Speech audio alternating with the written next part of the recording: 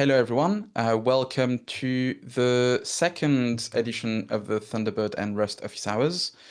My name is Brendan, and with Heather, also on this call, will be your host for this edition.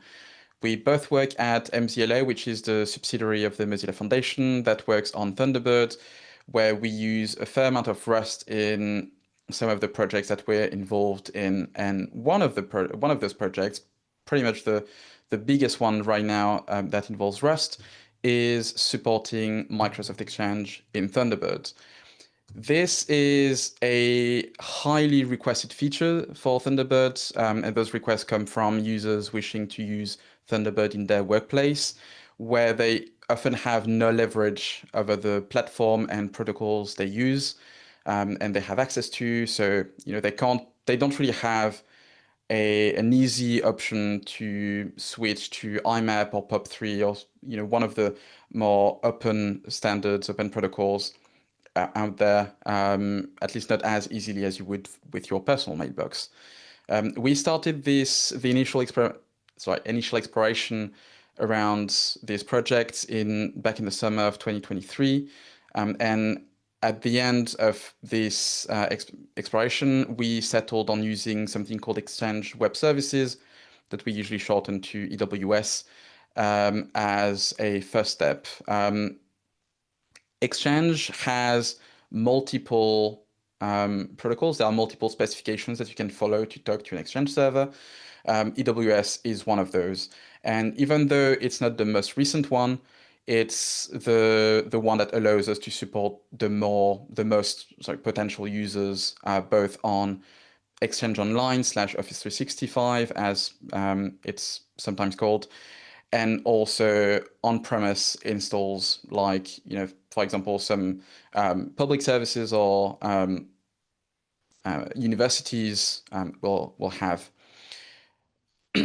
And so we started this project almost 2 years ago, and we just this month announced an alpha release of this, at least for the first milestone for this project. But I'll come back to that later on towards the end of the presentation. But yeah, it's been about 2 years of continuous development, continuous effort on this project. It's been a fairly long and complex one. And one of the reasons it's been so long and complex is because we had to essentially figure out how to implement a new protocol in Thunderbird in a modern way. Exchange is the first email protocol to be added to Thunderbird in over 20 years. Thunderbird 0.1, when it was released over 20 years ago, already included IMAP, POP3, SMTP, the holy trifecta of email protocols. And so we had quite a few questions to answer, such as, what amount of new code do we want to introduce for this project versus adapting existing much older code? How reusable can we make those, any new code or any adaptation that we introduce, so that it can be reused both by other projects but also ported to other platforms? We have released, I think at the end of last year, Thunderbird for Android. We've already announced that we're working on Thunderbird for iOS. Those apps will eventually want to also support Microsoft Exchange. How do we make the work that we're doing on desktop reusable, repurposable for them? But also the first question, one of the first questions that we had to ask ourselves was, what language do we want to use? What platform do we want to use? Do we want to use the same C++ and JavaScript code platform that already exists? Do we want to introduce something new? And we settled with introducing a bit of Rust into Thunderbirds, for mostly the usual reasons.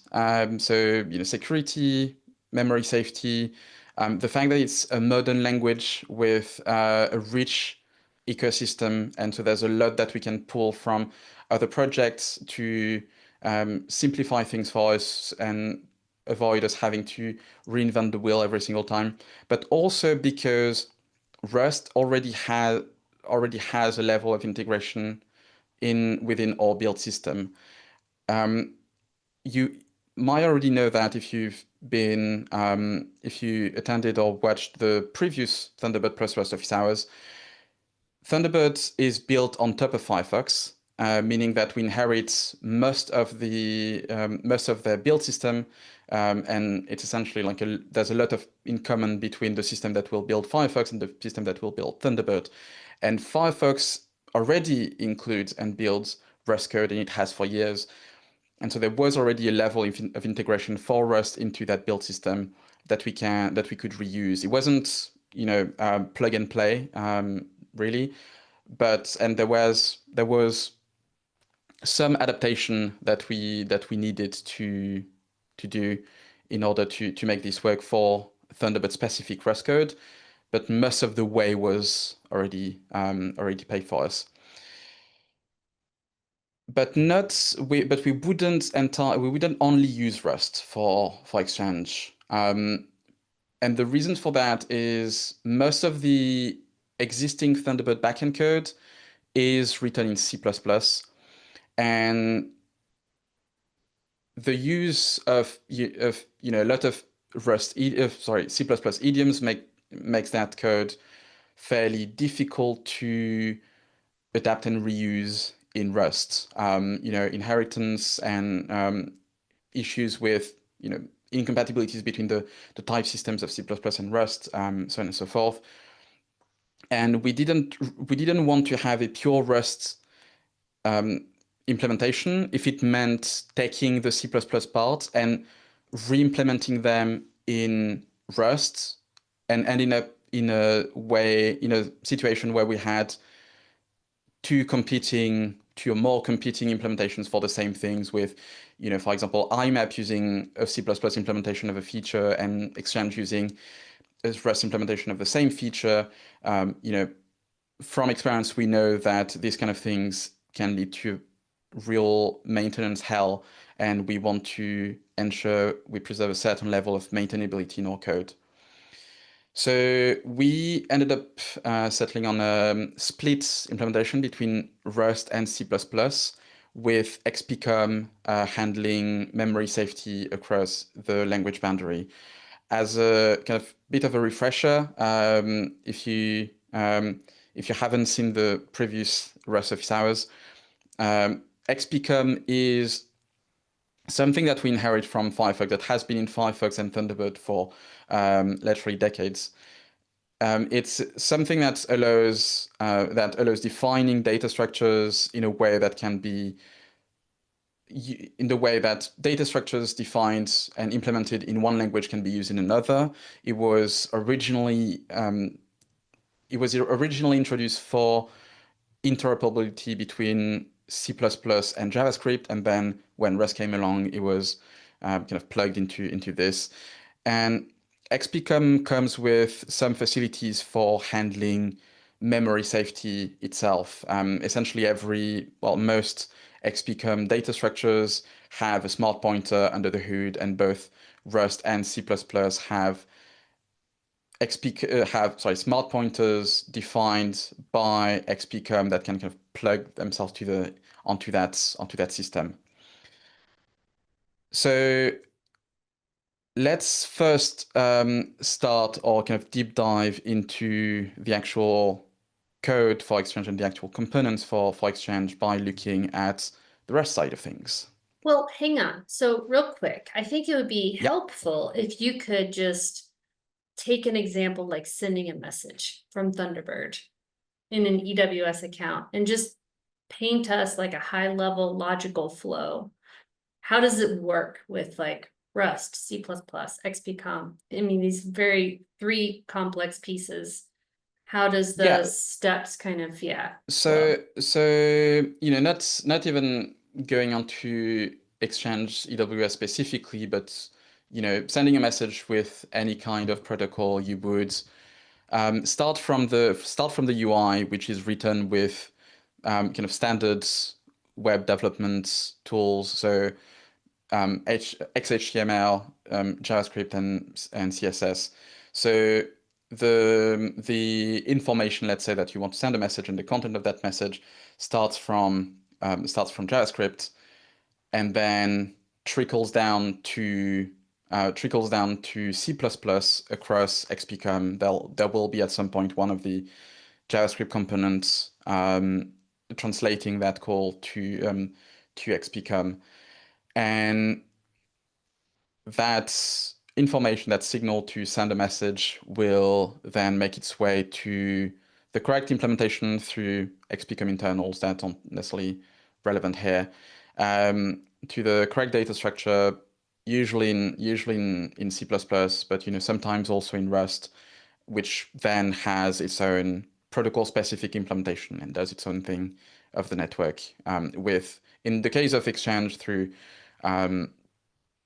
communicating through using some C++ classes, but also some Rust crates that I'll talk about in a second. So speaking of which, on the Rust side of things, we have 5 crates. So we have 2 external crates hosted on GitHub, which are called XML structs and EWSRS. When I talk about external crates, what I mean is that they don't depend directly onto the internals of Thunderbirds. They don't need to, for example, interact with XPCOM. They don't need to interact with internal Thunderbird components. So in order to make our Exchange-related code the most reusable possible, we kind of split that code out of the Thunderbird's code base and host them separately on GitHub. We also have 3 internal crates which are located in the Rust directory of ComCentral. ComCentral is the code repository for Thunderbird Desktop. And those 3 crates are XPCOM async, MERS-HTTP, and EWS XPCOM. I've just been listing names for now. We'll go into details into each of those 5 crates in the next few slides. There's also another difference besides external internal between those that separates those 5 crates. We have 2 of them that are specifically written to support the implementation of EWS in Thunderbird, so EWSRS and EWS XPCOM. The 3 others are more generic, will probably be reused in other projects, and were introduced to kind of fill gaps in the existing code infrastructure. And the first one that we'll take a look at is one called XPCOM async, which we created following a simple observation. EWS is a network protocol. We'll need to send network traffic, and to send network traffic, we would like to be able to have access to some asynchronous runtime, some asynchronous framework. And because when we send a request, when we wait for a rate limit to expire, we don't want to be blocking the entire application for seconds or minutes. And so we started by taking a look at how XPCOM, like existing XPCOM components, approach async, and we realized it's actually very heavily callback based. In order to perform an asynchronous operation, a consumer will need to implement what is called a listener. It's essentially just data structure with a bunch of methods stamped onto it, which will handle the different state changes of the operation and the eventual output. And that output is handled in the listener implementation, which is usually separate from the consumer itself, which makes things a bit difficult, a bit trickier to handle. And so this is, for example, it's a bit small because there's a lot of code because it's very boilerplatey. But this is the code that we would need with pure XPCOM to send a simple GET request.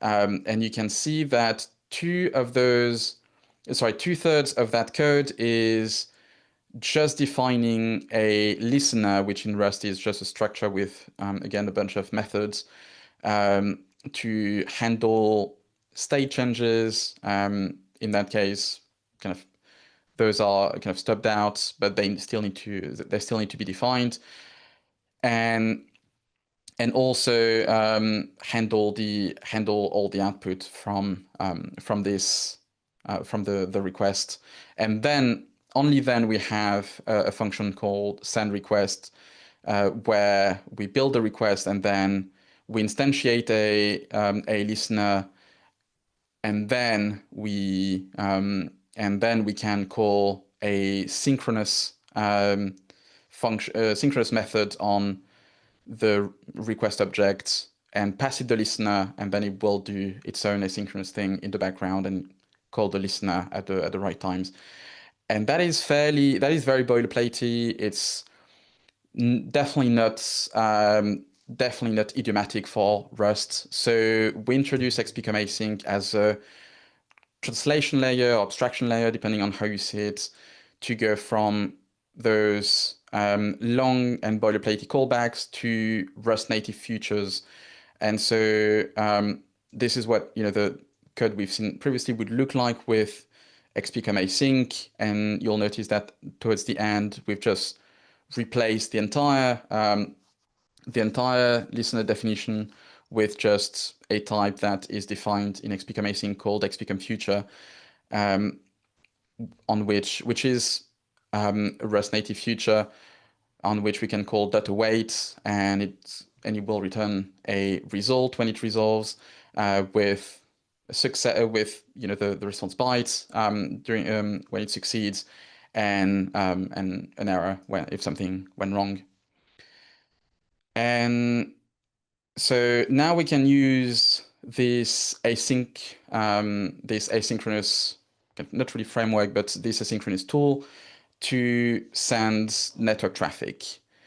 We need this traffic to be HTTP because EWS is defined as, well, it's specified as XML over HTTP. Usually that XML is encapsulated into SOAP, and traffic will be mostly HTTPS, but those are more details. The goal is also to use the built-in network stack called Neko that we inherit from Firefox and that we already use in Thunderbird. We don't want to add a new network stack on top of it because we want all of our network traffic, whether that's IMAP, SMTP, or EWS, to go through the same points. It makes things easier to manage. It makes things easier to debug. But Neko's way of building and sending requests, as we've seen in the previous slide, is fairly convoluted, definitely not idiomatic for Rust. And so we built Merge HTTP as an internal crate that's an abstraction layer that sits on top of those Neko data structures and exposes an API that's inspired by Request, which is one of the more widely used HTTP client libraries used in the Rust ecosystem.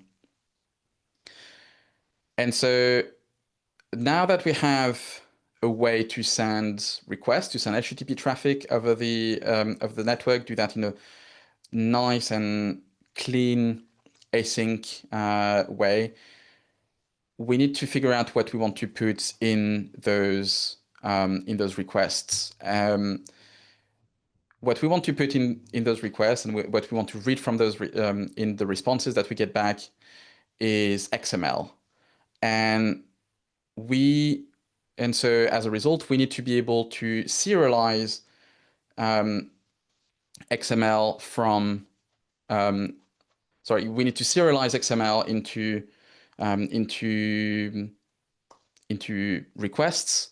Serialization in this case is just means turning a data structure into a string that is valid XML, and we need to deserialize the XML that we receive in the response into a Rust data structure that we can then do some processing over, and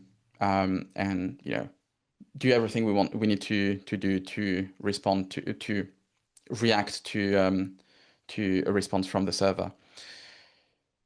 We need to be able to do this serialization and deserialization in a very low boilerplate approach, because the AWS specification describes dozens of operations, hundreds of data structures. And so a low boilerplate approach is required, at least at the very least, for serialization.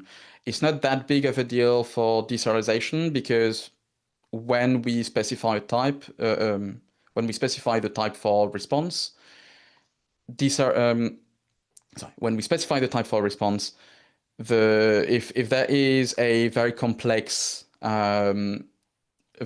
structure that we need to deserialize, and that would specifying that structure and specifying the deserialization logic would be very very boilerplatey, but we don't really care about that part of the response because we're not going to use it anyway. We can usually just ignore it. But when we build requests to the server, we need to make sure that every part of the request is correctly formatted, correctly constructed, correctly structured, because we don't want the server to misunderstand what we want to do.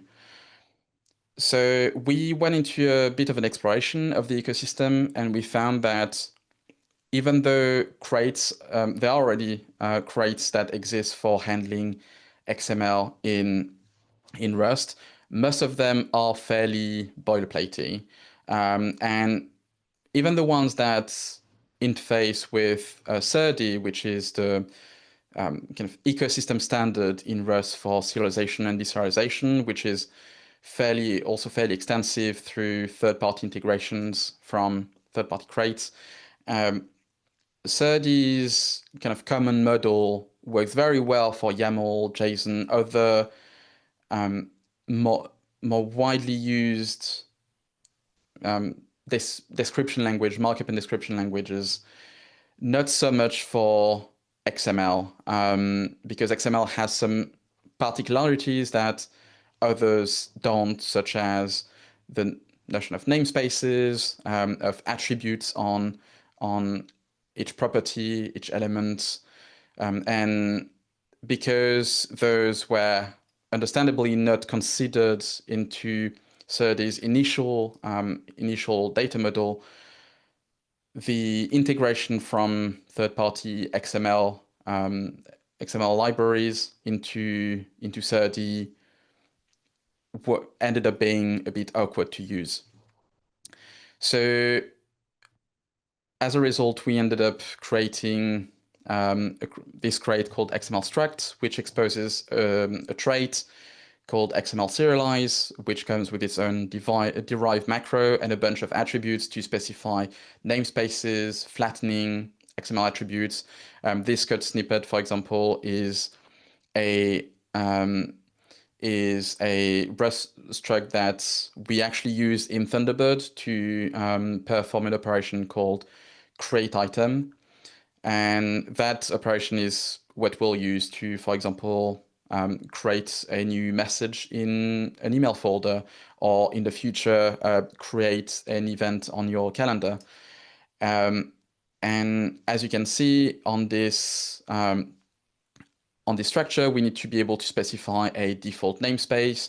We need to be able to easily define that one of the fields on this struct is going to be an XML attribute, whereas the others will be nested XML elements.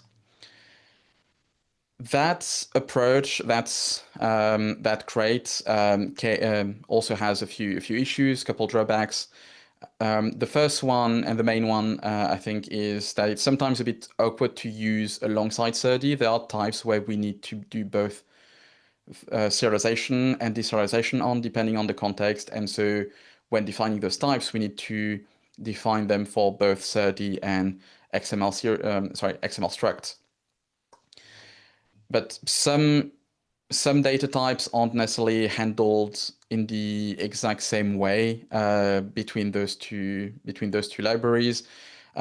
Specifically, for example, handling of vectors for reasons that are entirely valid. The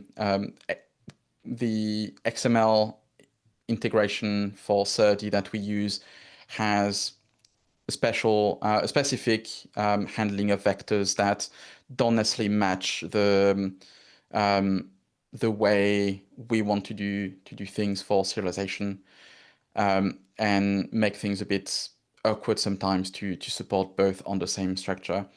And it also kind of obviously a serialization crate is something that can quickly become a bit complex, sometimes a bit difficult to maintain.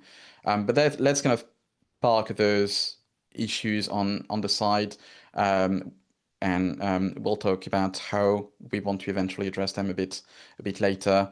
And now that we have a way to serialize and deserialize types to serialize and deserialize XML, we need types to do that serialization and deserialization on. And those types are defined in another XML crate called EWSRS. That crate at the moment only contains data structures and types that match the EWS specification.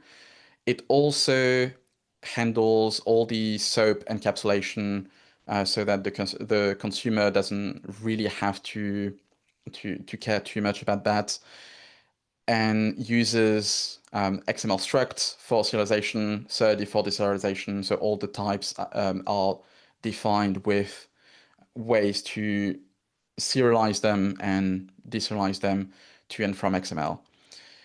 This crate is also hand maintained. This means that all the types currently are written by hand. They're not generated automatically, meaning that when we want to support a new operation or extend our support of an existing operation to support another feature that we didn't previously, we need to make a PR against that crate, and to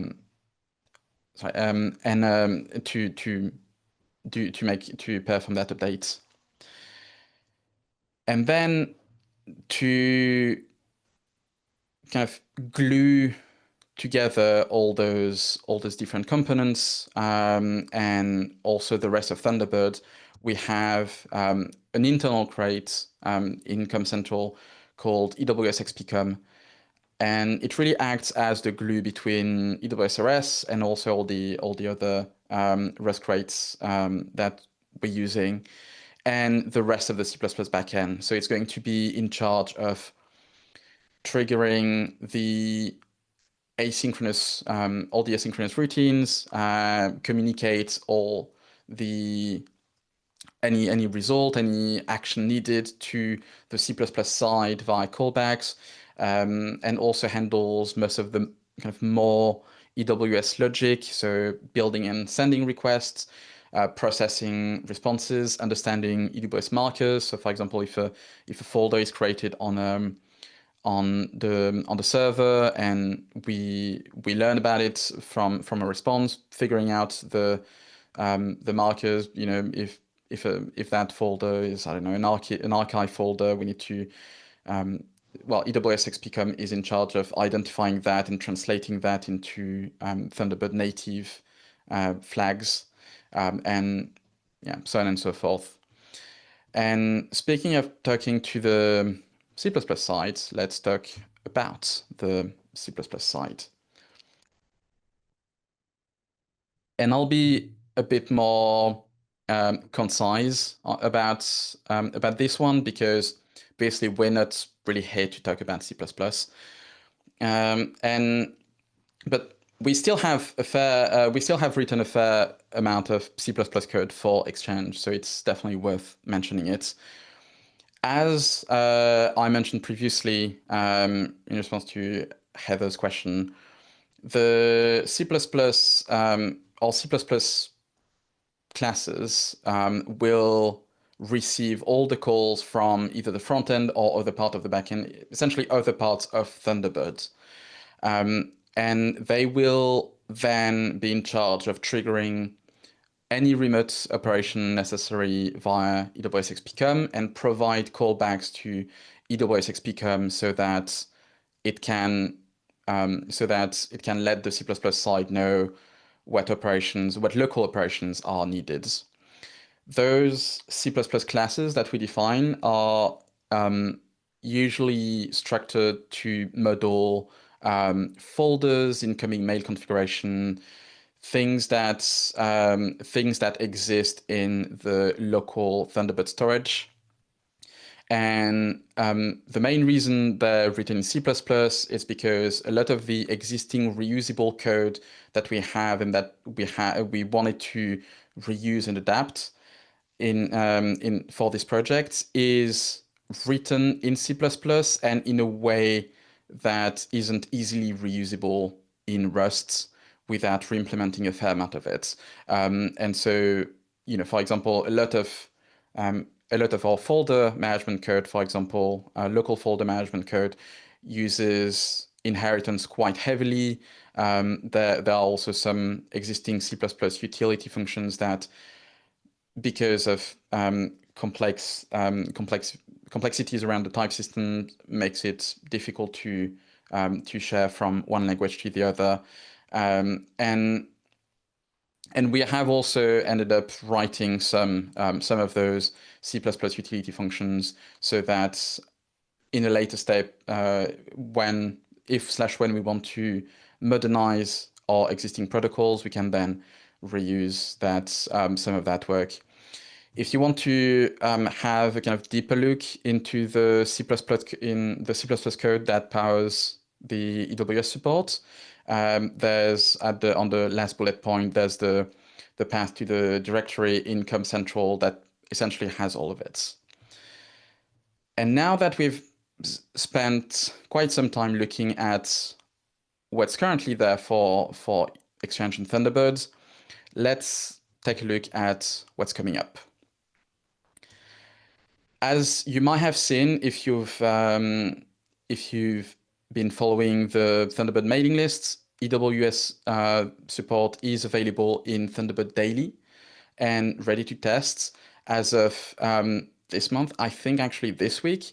Thunderbird Daily ships an alpha version of the EWS support that that represents what will be the first release of the Exchange support in Thunderbird. And this alpha version is ready for everyone to test and share their feedback with us. And in the upcoming month, our main development focus will be around polishing and stabilizing that initial implementation from that feedback.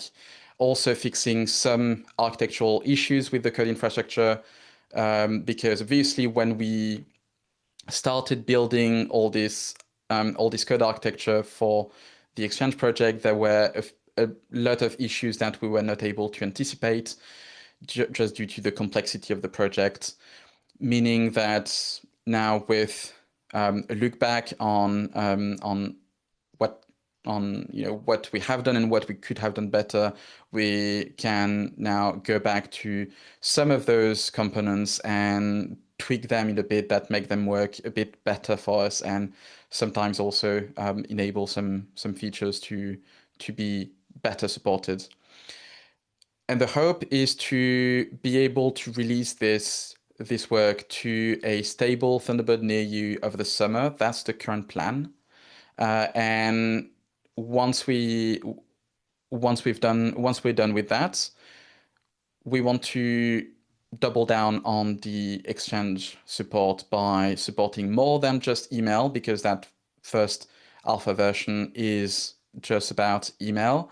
But we also want to support eventually calendar, address book, all the helpful features that Exchange provides. We also want to support Graph API, which is another of those ways to communicate with an Exchange server, which is a bit more modern, and will be especially relevant in the years to come for account hosted on platforms like Office 365.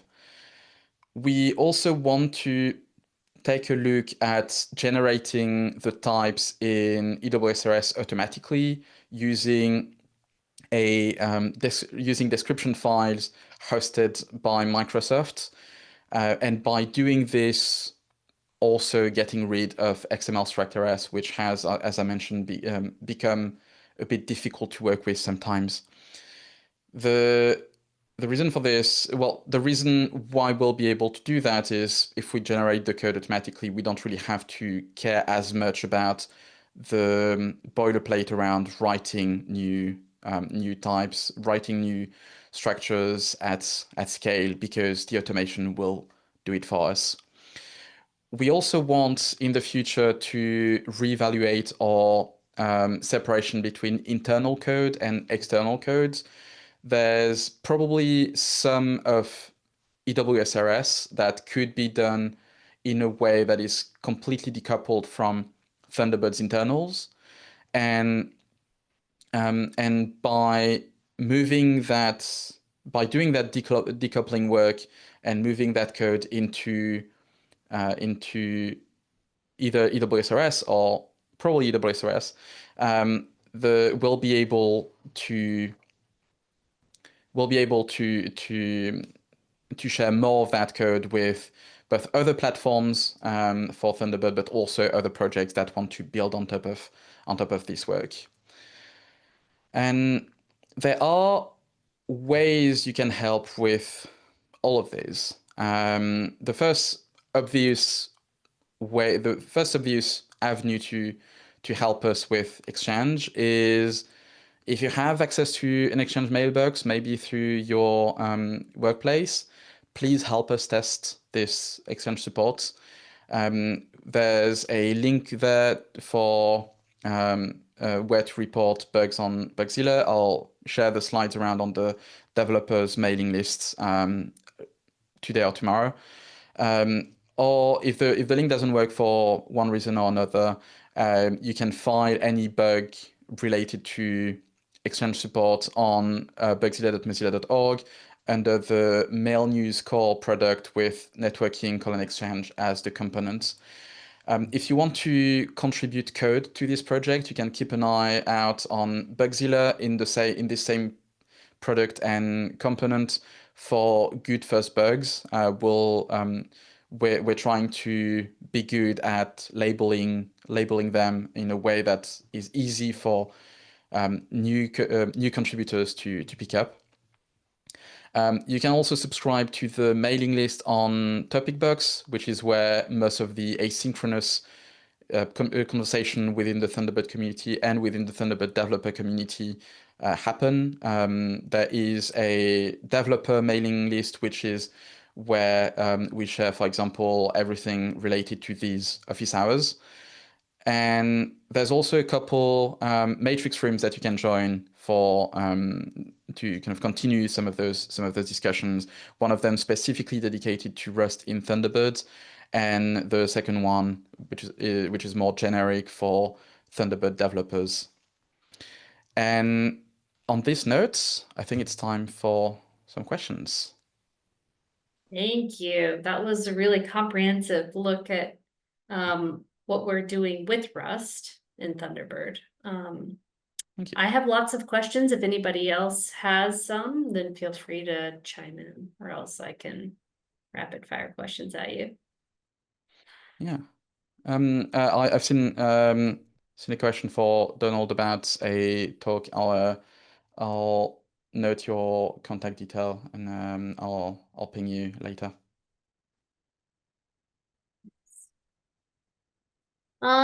Well, I will ask, since Firefox is moving to GitHub and we are going that way as well, and we have a couple of crates already in GitHub, once we kind of make that transition, will that allow us an opportunity to kind of combine some of these crates and make the complexity a little less, I guess, complex, reduce the complexity? What do you think? I don't think we'll want to completely pull the external crates into the Thunderbird repository. I think it actually makes. I think this kind of separation actually makes things a bit easier to consume for projects that aren't Thunderbird for desktop. Um, because the goal of having those crates as separate code repositories is so that a project that want to reuse the code that we're writing for Exchange in a way that um, isn't dependent on Thunderbird for desktop doesn't have to pull the entirety of Thunderbird for desktop. Yeah, that makes sense. And you had mentioned kind of a future thing of reevaluating what's internal, what's external. So it makes sense to keep some external. Do you think that that effort of reevaluating that line of what is internal, what's external, would come sooner than later to help enable, say, like the mobile space to be able to reuse some of this, since they'll ultimately want Exchange and mobile? Um, Possibly. There's not really any timeline on when this will happen, so it will pretty much be as needed, um, or as we have bandwidth to focus on this bandwidth, which might be impacted by the needs of other teams, especially within Thunderbird. Right. And I wonder, like, if other email clients could reuse some of this work. I think Evolution has Yeah, Outlook. Evolution has AWS support already, so I don't think it would make a lot of sense for us to ditch the entire AWS support just to replace it with ours because they already have something that works for them. But for other mail clients that want to support AWS, or even as things progress, not even mail clients, if it's just a calendar that needs an Exchange integration, maybe it will make sense for them. And that's kind of the goal. Obviously, one of the things we want to do with those external credits, especially at AWS RS, is to be able to enable the other Thunderbird clients to implement Exchange a bit quicker than if they had to do it from scratch. But we also, the reason those projects are public and not private, it's also so that it can benefit the entire community and not just Thunderbird. Yeah, I really like that. And I hope that if there's anybody out there writing their own email client and they want to use this, that they would reach out and collaborate with us. That'd be cool. Absolutely. You mentioned calendar. I know, like, EWS calendar is in the future. When we do get to that, will that be an expansion on this Rust code base, or do you think that will be something completely separate? I think as long as it's using AWS, it will probably be an extension on the same code base. So what opportunities there are for contributors to hop in. Yeah, good. Well, when it comes to support, so you just sent out this email saying, hey, everybody, it's available in daily, please go test it, file bugs. You even provided a link in the slide deck. When people start to file bugs, can you give an idea of what our infrastructure looks like when it comes to reproducing issues, and maybe where are we lacking that communities members could like help reproduce Yeah, issues? we're our story on reproducing on well our story on our testing capacity for Exchange isn't really in the best of place right now.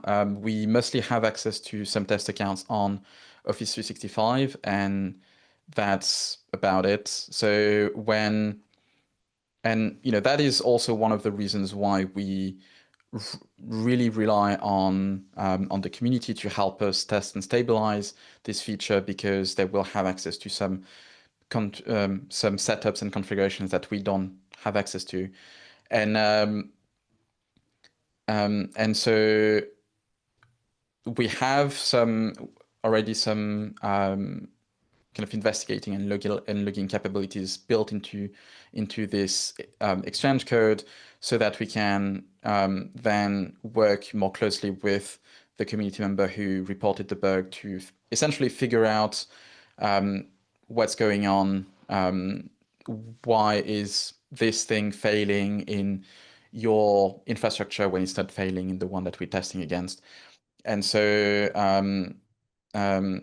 we'll be able to leverage that to help us understand what's going on under the hood and how we can fix it. Yeah, I think because of the complexity of various setups, the wide variety, I think that reporters, we might need more support from them to like, hey, Absolutely. test this fix. So yeah, I look forward to seeing that like increased engagement there. I know I've seen a lot of people ask about Graph API, and that was on the future, slide roadmap. When we do get to that, are we going to deprecate support for EWS? Like, what does that look like? Is it going to be a completely separate new Rust thing, or is it going to be somehow built on top of this existing EWS Rust work? What do you think? I mean, it will be a mix. I mean, I would say kind of yes to both in some to some extent. It's obviously this is looking a bit further into the future. So the exact shape that this will take is not entirely defined yet. But Right. the what I see happen is Graph from the point of view of the backend will be its own separate protocol. Even though we might not present it to the user as a different protocol, it will probably just be Exchange for them. But we, at the same time, and that's kind of a general movement of most of the backend contributors on Thunderbird, both within and outside of MZLA. We want to move towards more reusability of existing codes, having protocol specific implementations when the logic is protocol specific. At the moment in Thunderbird, we already have quite a few areas where each protocols implement the same thing in kind of a slightly different way, even though it doesn't need to be. It could be just one generic implementation, and we want to move away from that model into somewhere into one where we can reuse more code, and some of that code will be hopefully code that we have produced for EWS, and that's definitely one of the approach that we have in mind when designing new components for EWS, is thinking, okay, is this something that is already completely agnostic of any protocol, and so we can just put it aside the EWS folders so that protocols can reuse those bits later, or how can we design those if they're a bit too EWS specific in a way that can then later be adapted to not be EWS specific? Yeah, I think that makes sense and will be useful for going forward when adding any other protocols that we might be Absolutely. looking at eventually doing, like JMAP. Yeah. Yeah, absolutely. Eventually, yeah. It is definitely the goal, whether that's JMAP or Graph API, whether that's Exchange or not. We want more. We want to make life simpler for ourselves. We want to write code. We want to write code that we can then reuse, so we don't have to write it again. Right, yeah. Mm-hmm. One other, I guess, a bit more technical question. You talked a bit about how the existing tools for serialization and deserialization didn't exactly match our needs for XML handling. So we have, XML struct. Um, so do we still use Sarday at all for like deserialization? And Yeah, how we does use it for that, yeah. deserialization. Yeah. So essentially, most data structures that appear both in requests and responses will have markers for, well, will have derives and attributes for both SERDI and XML struct, which is another way we realize having a separate approach for serialization and deserialization isn't ultimately the best. I mean, obviously, it does mean that those serialization specific markers aren't needed for any properties that we only care about for the other side of the story and vice versa. So if one is more boilerplate than the other, but if CERT is more boilerplate than XML struct, but we only need to serialize this specific, even not even data structure, but the specific field in that data structure, then we can get away with just serializing it with just decorating it for XML struct. Right. Does it make sense to kind of take some of the XML handling and upstream it to Cerdate to expand its like capabilities? It's it would be fairly difficult to Okay. do. I think the way SERDI works is it has a kind of generic language agnostic data model, um, and then other crates kind of plug themselves onto it um, and implement support for their own language. The issue we have is not really about the those third-party integrations. They're more about these data model being understandably designed Hmm, more for YAML, JSON, TOML, rather than XML. gotcha. Yeah. Okay. All right. I mean, I think you've answered most of my questions. Oh, I do have another one. Since, Rust is very married to Firefox, was there any sort of like existing Rust crates that maybe Firefox created that we could have leveraged, or is our use of Rust just so vastly different from what Firefox is doing that there's really no cross talk? Yeah. I mean, most all of the code that we use for interacting over XPCOM is code that we pull from Firefox. And all the types that we use to talk over XPCOM, whether those are error codes or string types or more complex data types, those are things that we pull from Firefox.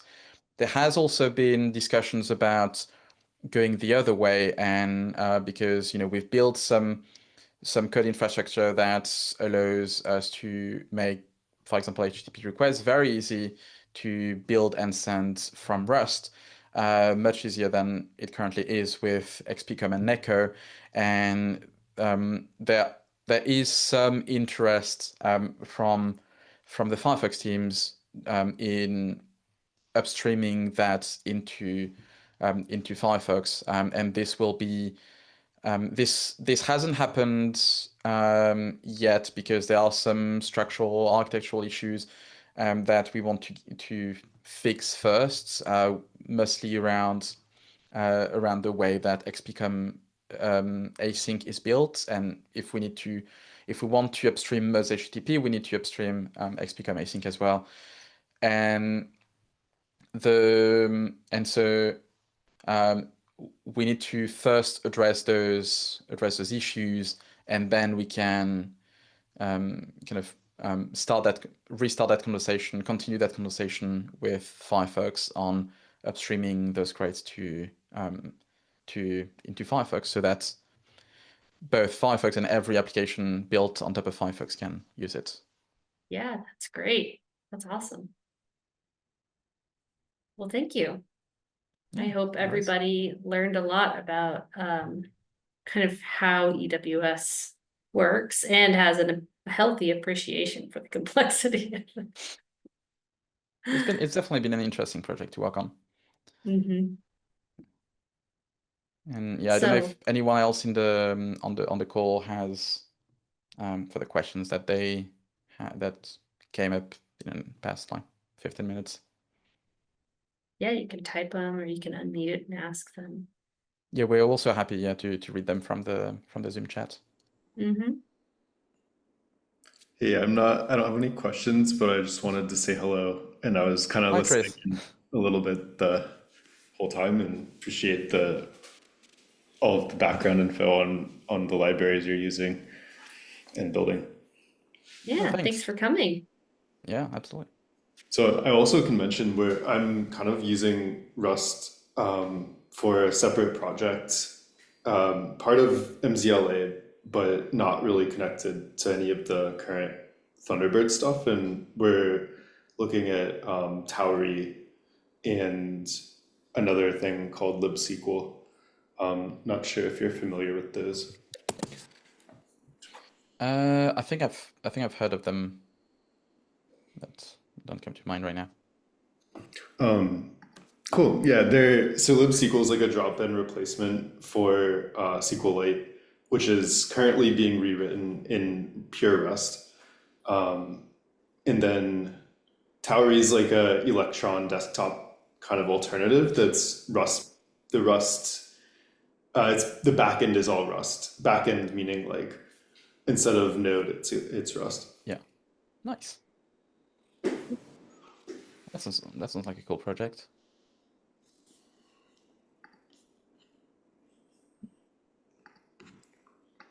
Yeah, I Thanks, see Philippe. Philip. Yeah, chimed in to say Philip's our leader of mobile, so I'm sure we'll be working with his team quite a bit Absolutely. in the future.